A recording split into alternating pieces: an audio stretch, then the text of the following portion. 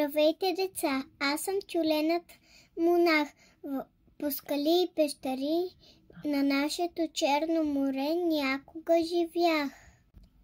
Любимото ми място беше село Тюленово. Почивах на камъни, плувах спокойно във водата и се радвах на слънцето. Днес вече ме няма в Черно море, но съм дошъл тук да ви разкажа за него и да ви запозная с моите приятели делфините. Черно море е необикновено. В далечното минало то било най-голямото сладководно езеро на земята. После в него нахлула солена вода през Босфора. Така, дълбоко под 200 метра вече няма въздух и там не живее никой. Но това превърнало морето в истински подводен музей. Там лежат непокътнати кораби, а съкровища и градове от древни времена чакат да бъдат открити. Но най-интересни са живите съкровища под водата. Едни от тях са черноморските делфини. Те са специални, защото живеят само тук. Нека сега те сами да ви се представят.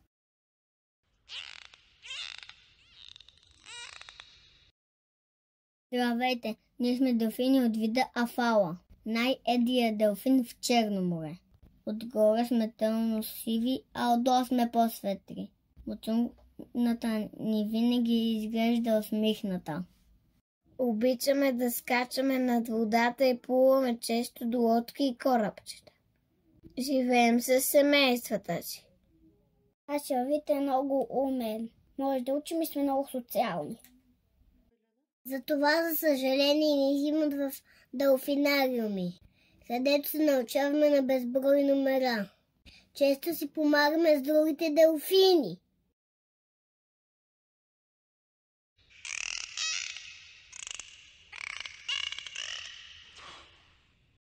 Здравейте! Ние сме обикновените делфини с стройни тъмни тела и сме много фини. Имаме красиви светли шарки отстрани. Обичаме откритото море. Бързи сме и плуваме в големи стада, защото така се забавляваме. Когато играем заедно, морето изглежда като весела вълна от скокове и смях.